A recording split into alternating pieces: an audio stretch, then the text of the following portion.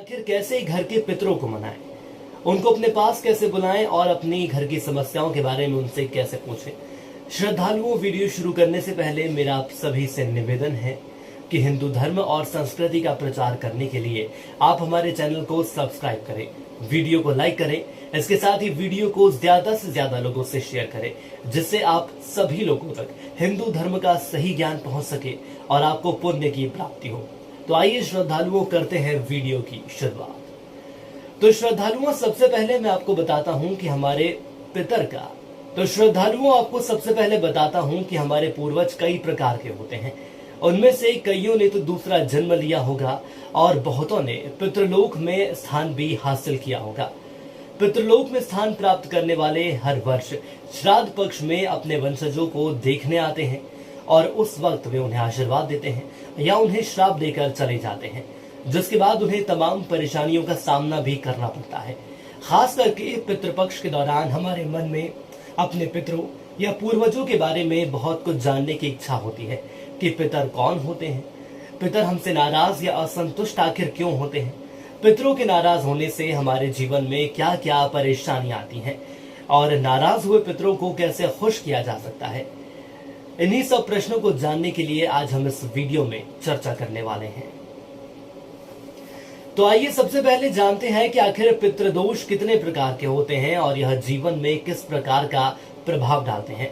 तो श्रद्धालुओं, मैं आपको बता दूं कि पितृदोष दो प्रकार से प्रभावित करता है, अधोगति वाले पितरों के कारण, ऊर्ध्व गति वाले पितरों के कारण। अधोगति वाले पितरों के कारण सबसे पहले यदि हम बात करते हैं तो पितरों के दोषों को मुख्य कारण परिजनों के द्वारा किया गया गलत आचरण, अतृप्त इच्छाएं, जायदाद के प्रति मोह और उसका गलत लोगों के द्वारा उपयोग होने पर या विवाह में गलत फैसला लेने पर, परिवार के किसी प्रियजन को अकारण कष्ट देने पर पितर क्रुद्ध हो जाते हैं या ये कहा जा सकता है कि वो नाराज हो जाते हैं, परिवारजनों को श्राप दे देते हैं और अपनी शक्ति से नकारात्मक फल प्रदान करते हैं। और आइए बात करते हैं उधर्व गति वाले पितरों के कारण।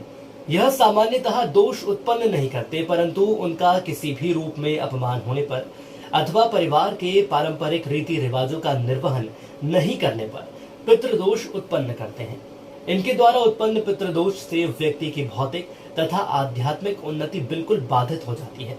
फिर चाहे कितने भी प्रयास क्यों न किए गए हों, कितने भी पूजा पाठ आखिर क्यों न किए गए हों, लेकिन उसके बावजूद भी उनका कोई भी कार्य यह पितृदोष सफल नहीं होने देता। तो यह हमने जान लिया कि आखिर पितृदोष दो प्रकार के होते हैं, लेकिन अब जानते हैं कि आखिर कैसे पितरों को प्रसन्न कर सकते हैं। तो सबसे पहले प्रतिदिन आप हनुमान चालीसा का पाठ करें। इसके बाद श्राद्ध पक्ष में अच्छे से श्राद्ध कर्म करें। गरीब, अपंग या विधवा महिला को दान दें। गीता को पढ़ें और 7वें अध्याय या पितृ स्तुति करें। तेरस, चौदस, अमावस्या और पूर्णिमा के दिन गुड़ और घी की धूप दें। मांस और मदिरा से दूर रहें और महिलाओं का सम्मान करें। घर का वास्तु ठीक करवाएं। केसर या चंदन का तिलक अवश्य लगाएं।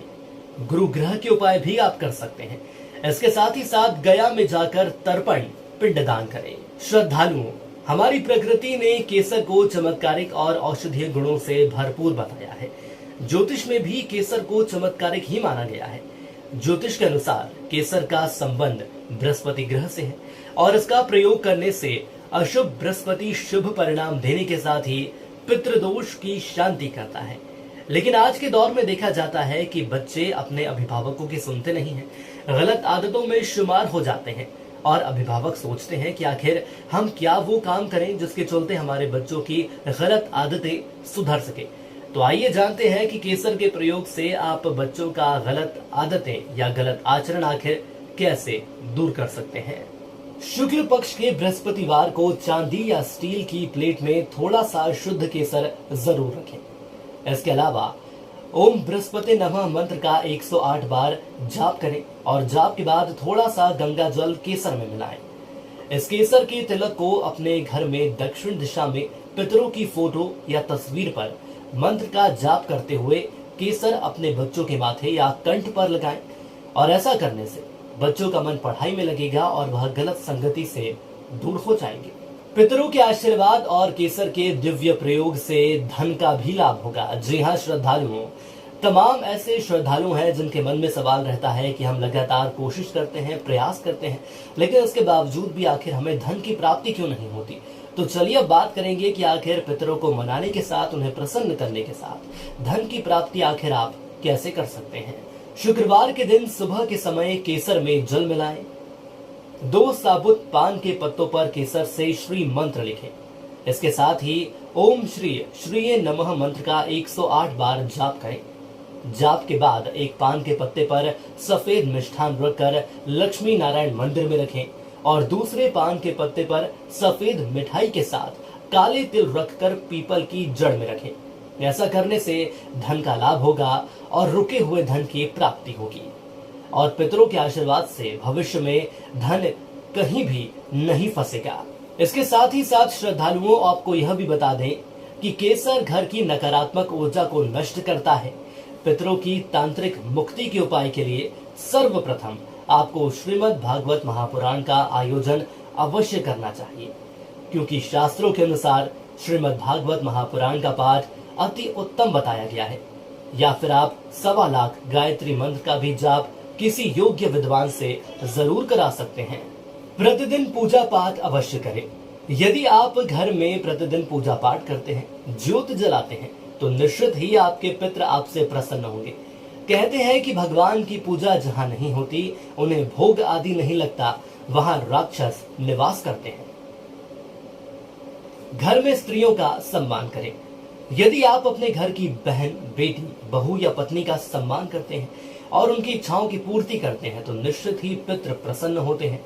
जिस घर में स्त्री के आंसू गिरते हैं, वहां सब कुछ नष्ट हो जाता है। आज्ञाकारी संतान।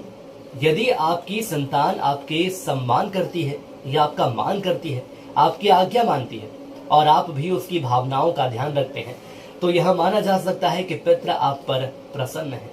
सपने में आशीर्वाद मिलना। जी हाँ श्रद्धालुओं, कई बार ये देखा जाता है कि हमें ऐसे सपने आते हैं कि हमारे पितृ उन सपनों में आते हैं और हमें आशीर्वाद देते हैं। तो यदि आपके सपने में पूर्वज आकर आपको आशीर्वाद देते हैं या सपने में कोई आपकी सुरक्षा करता हुआ नजर आता है, तो माना जाता है कि पितृ आप पर प्रसन्न है। किसी भी कार्य में बाधा ना हो। आपके किसी भी कार्य में बाधा उत्पन्न ना हो और आपका हर कार्य आसानी से बनता जाए, तो माना जा सकता है कि पितृ आप पर प्रसन्न है।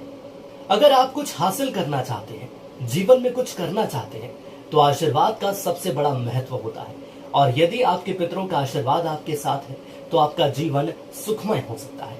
तो आइए जानते हैं कि आखिर ऐसे 6 बड़े आशीर्वाद कौन से हैं जिन्हें आपको अपने पूर्वजों से जरूर मिलना चाहिए।